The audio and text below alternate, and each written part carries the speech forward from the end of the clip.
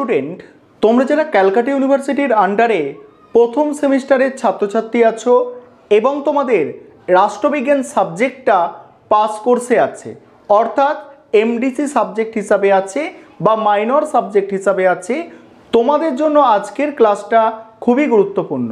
আজকের ক্লাসে তোমাদের 100% কমনযোগ্য সাজেশান নিয়ে আলোচনা করব। তবে তার আগে তোমাদের কোয়েশ্চেন প্যাটার্নটা বলবো। তোমাদের নতুন সিলেবাস অনুযায়ী, সিসিএফ সিলেবাস অনুযায়ী প্রথম সেমিস্টারে রাষ্ট্রবিজ্ঞানের সিসি পেপার অর্থাৎ এমডিসির যে পেপার হয় সিসি পেপার, বা অন্য কোনো একটা সাবজেক্টে অনার্স নিয়েছো, তোমার এটা হচ্ছে মাইনর পেপার। মাইনর পেপারে 75 মার্কস অর্থাৎ 75 নম্বরের পরীক্ষা হয়। সেখানে দু ধরনের প্রশ্ন পরীক্ষায় থাকে, 5 নম্বরের প্রশ্ন এবং 15 নম্বরের প্রশ্ন। তোমাদের সম্পূর্ণ সিলেবাসটা দুটো মডিউলে ভাগ করা হচ্ছে। সেখান থেকে তোমাদের টোটাল 75 মার্কসের পরীক্ষা।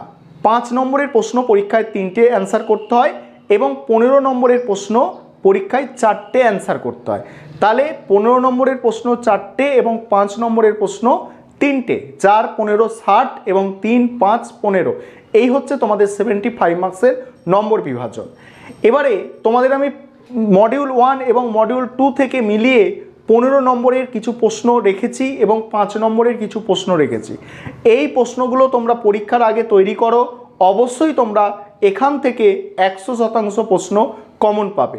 আরেকটা বিষয় তোমাদের বলবো, তোমাদের জন্য অনলাইন কোচিং ক্লাস শুরু হয়েছে। তোমরা যদি কেউ অ্যাডমিশন নিতে ইচ্ছুক থাকো, স্ক্রিনে যে নম্বরটা দেখতে পাচ্ছ এই নম্বরে যোগাযোগ করে অ্যাডমিশন নিতে পারো। চলো আজকের সাজেশানটা তোমরা দেখে নাও। এবারে তোমরা সম্পূর্ণ সাজেশানটা দেখে নাও।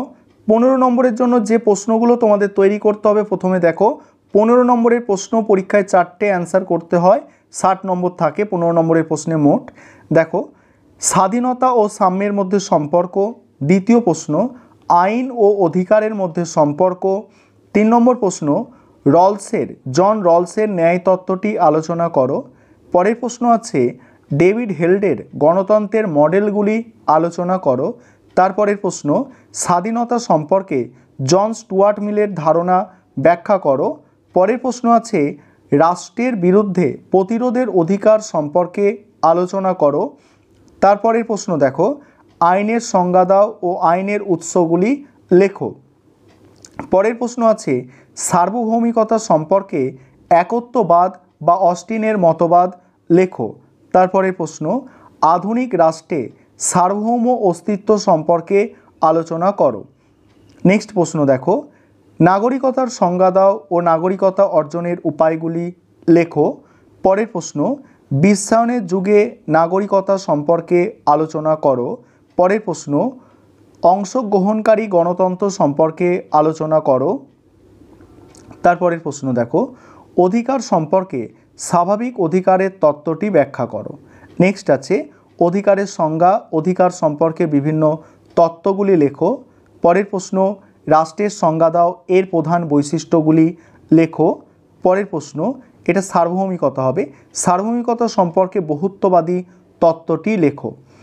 স্বাধীনতা বলতে কী বোঝো, স্বাধীনতার রক্ষা কবচগুলি লেখো। পরের প্রশ্ন, ক্ষমতা কর্তৃত্বের মধ্যে সম্পর্ক, জাতি ও রাষ্ট্রের মধ্যে পার্থক্য, রাজনৈতিক বাধ্যবাধকতার ধারণা আলোচনা করো। এবারে হচ্ছে 5 নম্বর। 5 নম্বরের জন্য যে প্রশ্নগুলো তৈরি করবে দেখো, প্রথম প্রশ্ন, সাম্য স্বাধীনতার সম্পর্ক। ক্ষমতা বলতে কী বোঝো, তারপরে কর্তৃত্ব বলতে কী বোঝো, জাতি ও রাষ্ট্রের মধ্যে পার্থক্য লেখো। নেক্সট আছে, আইন ও স্বাধীনতার মধ্যে সম্পর্ক লেখো।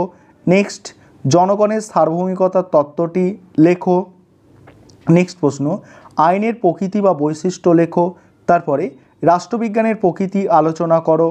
পরের প্রশ্ন, গণতন্ত্রের ত্রুটিগুলি লেখো।